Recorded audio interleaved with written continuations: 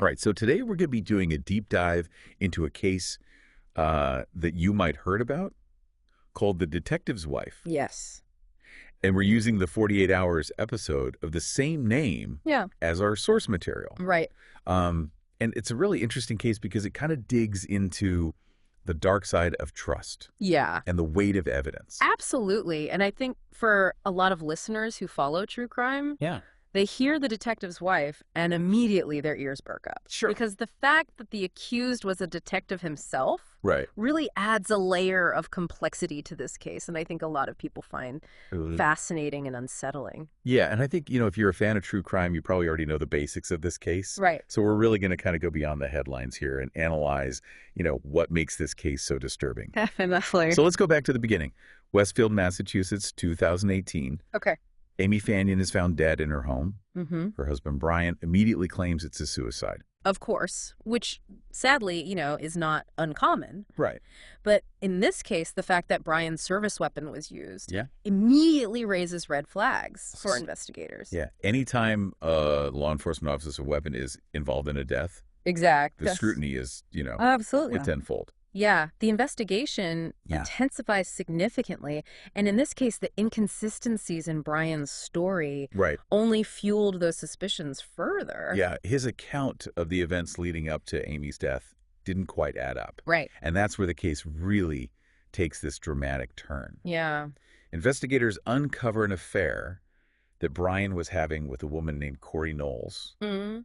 and deleted text messages revealed a relationship that was far more Right. intense and passionate than Brian initially admitted. Than he initially let on. Yeah, and we're talking, declarations of love, Yeah. plans for a future together. Absolutely. I mean, it really kind of paints a very different picture of his emotional state It does. than the grieving husband Yeah. that he was presenting to the world. Definitely complicates the narrative. Right. Raises a lot of questions about motive. Yeah, and I think, some of these messages are really striking. Yeah. Like, just a day before Amy's death, Mm. Brian texted Corey, Mm-hmm. "Good night, my love. I hope you have wonderful dreams of amazing days and nights to come." Wow. And Corey replies, "Good night, my love. I will dream of you and all that the future holds for us." Yeah, I mean, Because this is heavy stuff. it is. It suggests a very deep emotional connection. But Yeah. of course, we have to remember an affair, while, morally questionable, Sure. doesn't automatically translate to murder. Right. So the investigation needed more concrete forensic evidence to Right. support a criminal charge. And this is where the crime scene analysis becomes crucial. Right. The lack of gunshot residue on Amy's wound was a major turning point. Huge. You would expect to see stippling, that telltale pattern of gunpowder residue in a close-range suicide. Right. And its absence really contradicted Brian's version of events. Exactly. The absence of stippling on Amy's skin Yeah. really became kind of a central point of contention Yeah. in this case. And it raised serious doubts about Brian's claim that Amy had shot herself Mm-hmm. while holding the gun close to her head. Yeah. So, the forensic team's findings suggested a scenario that was really inconsistent with his story. Right. And then comes the bombshell that truly sends chills down your spine. Yeah. Investigators delve into Brian's internet search history. Uh-huh. And what they find is Oh, boy. beyond disturbing. Yeah. Searches for poisons, lethal drug dosages, and methods to make a murder look like a suicide. Yeah. This is where the investigation really shifts into high gear. Yeah. It's one thing to find, evidence of an affair. Right. But to see premeditation demonstrated through these internet searches Yeah. is a whole other level of incrimination. Yeah. So this digital footprint, became a significant piece of the puzzle for the prosecution. Yeah. And it's not like he was just casually browsing WebMD. Right. He was specifically looking up things like common and dangerous poisons. Yeah. And how to make a death appear natural. Right. I mean, Mhm. this suggests a level of planning that goes far beyond a crime of passion. Well, the prosecution certainly saw it that way. Yeah. They argued that Brian, wanting to start a new life with Corey, Mm-hmm. but unable to face the social consequences of a divorce, Right. saw murder as a way out. Yeah. His position in the community as a detective Right. made a messy divorce unthinkable. Right. It makes a lot of sense. Yeah. But hold on, because this is where the case gets even more complex. Okay. Amy's family, at least initially stands firmly behind Brian, Wow. vouching for his innocence. Interesting. They insist that Amy was troubled and capable of taking her own life. Okay, so this is a unique and challenging aspect of this case because it's not every day that you see a victim's family supporting the accused murderer. Right. Especially when there's this mounting evidence suggesting otherwise. So it really speaks to the power of family dynamics and the complex nature of grief. And it makes you wonder, right? It does. Were they genuinely convinced of Brian's innocence? Yeah. Or were they trying to shield themselves and perhaps Amy's children from the horrific reality of what might have happened? A question that lingers even after the trial. Right. And it adds this layer of human complexity to a case. Yeah. Already filled with twists and turns. Absolutely. And it really highlights the challenges that investigators face when they're confronted with these conflicting narratives and these powerful emotional ties. Yeah, it's almost like there are two separate mysteries unfolding here. It is. The mystery of Amy's death. And the mystery of her family's unwavering support for Brian. Exactly. And as the case progresses, the lines between those two mysteries become increasingly blurred, making it really difficult to separate fact from fiction, perception from reality. Absolutely. A very, very tangled web. Tangled web, indeed. Yeah. All right, we're going to take a quick break, and we'll be right back with more on the case of the detective's wife. Right after this. It really is, like you said, a tangled web. And it makes the investigation so much harder. Right. Because it's like you're trying to solve a puzzle where some of the pieces are deliberately hidden or even altered to fit a particular narrative. Absolutely. And in this case, you know, the narrative surrounding Amy's mental state became a central point of contention during the trial. And the trial itself became a real tug of war. It did. Between the prosecution and the defense.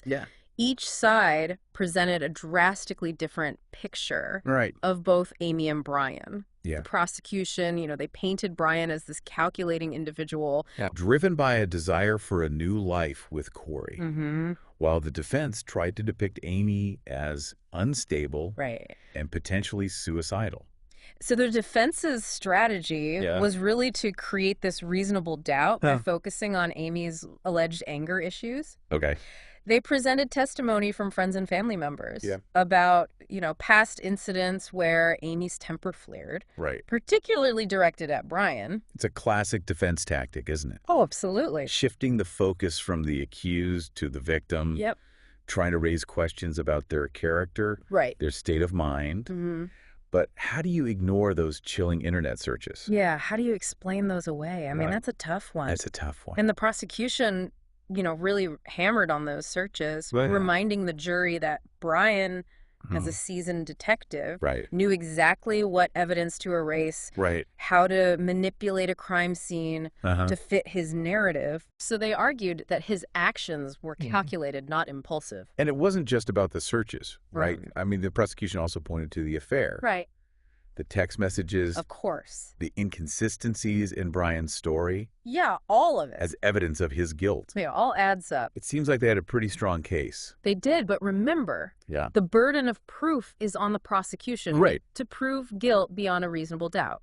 And the defense had a few tricks up their sleeve as well. They brought in an expert witness, a guy named Alexander Jason. A certified crime scene analyst, and he presented a rather intriguing theory. This is where things get really interesting. It is. So Jason argued that Amy's thick hair could have interfered with the gunshot residue. Interesting. Creating a false impression about the distance of the shot. And he even did a demonstration at a gun range. Wow. Firing a gun through a mound of hair. And the difference in the residue patterns was striking. Yeah, so Jason's demonstration really made an impact. And it introduced an element of doubt into the prosecution's case. So, you know, he argued that the absence of stippling on Amy's skin didn't necessarily rule out a self-inflicted gunshot wound. It sounds plausible. It does. But wouldn't a detective, especially one who specializes in crime scene investigation, be aware of that? You would think. You would think, right? Like, you think he would know. You would think so. That hair could have an impact on gunshot residue. And that's the question. that lingered in the minds of many. Right. Including, presumably, the jury. Yeah. Did Brian, with his law enforcement background, genuinely not know about this? Yeah. Or was he exploiting a technicality to try and escape accountability? It seems almost too convenient, right? It does a little bit. Like a plot twist from a crime novel. But even with Jason's testimony, there was still a mountain of other evidence. There was. Pointing to Brian's guilt. Right. And that's the challenge for the jury in these cases. Yeah. Weighing all the different pieces of evidence, considering the credibility of witnesses, and ultimately deciding whether the prosecution had met its burden of proof. And speaking of witnesses, yes, there's one more twist in this story that really adds to the complexity. All right. Amy's family. Yeah. We talked about their initial support of Brian. Right. But during the trial, one family member broke ranks. Oh, wow. And provided crucial testimony against him. Okay, who was that? So it was Amy's sister, Anna. Okay. She took the stand. Right. And revealed that Brian had confided in her. About his internet searches. Wow. On how to make a murder look like a suicide. So this was a bombshell revelation that really undermined the defense's case. It makes you wonder what was going on. It does. Behind the scenes, within the family. Right. Did they all genuinely believe in Brian's innocence at first? Or was there pressure to present a united front? Right. Perhaps to protect Amy's children from this devastating truth. Yeah, we can only speculate about their motives and their internal struggles. Of course. But Anna's testimony paints a picture of a family grappling with conflicting loyalties, a desire for justice, and the unbearable weight of grief and betrayal. The tragic situation all around. It is. And it raises questions about the role of family dynamics in criminal cases. It does. Particularly when the victim's family is divided in their beliefs about the accused. It highlights that human element of these cases. Absolutely. You know, the emotional complexities that often get overshadowed by the legal proceedings and the forensic evidence. Yeah, it's a reminder that behind the headlines, the courtroom drama, there are real people. There are. Whose lives are irrevocably shattered by these events. Absolutely. Yeah, it really is a lot to take in. It is. You know, you get the forensic evidence, the affair, the internet searches, the family dynamics, and then you throw in the defense's argument about the hair and the gunshot residue. Right. I mean, it's no wonder that the jury deliberated for days. Yeah. Deliberations in a case like this are undoubtedly intense. Right. I mean, the jurors had to sift through all of these conflicting narratives, weigh the credibility of the witnesses, and ultimately decide whether the prosecution had presented enough evidence to prove Brian's guilt beyond a reasonable doubt. So what was their decision? Well, the jury found Brian Fannon Okay. guilty of first-degree murder. Wow. A verdict that carries a mandatory sentence of life in prison. Okay. Without the possibility of parole.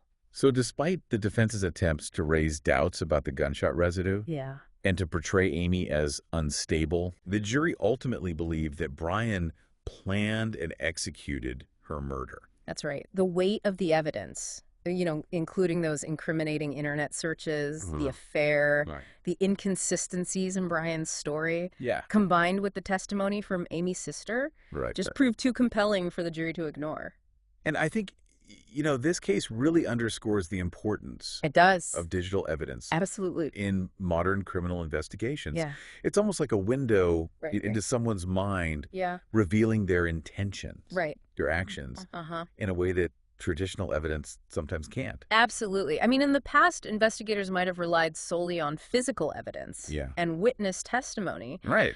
But today, these digital footprints play a crucial role in solving crimes, especially in cases involving premeditation and deception. It makes you wonder, though, right? It does. About the implications for privacy. Yeah. You know, if our internet searches, our online activities can be used against us in a court of law, I mean, where do we draw the line?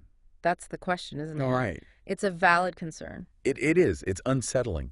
It is. To think that our digital lives can be scrutinized in such detail.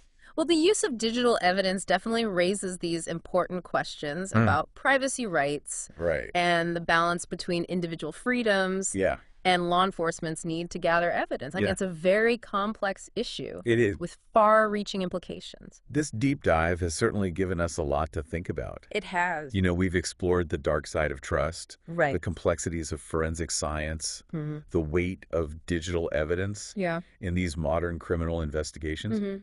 It's a reminder that truth can be elusive.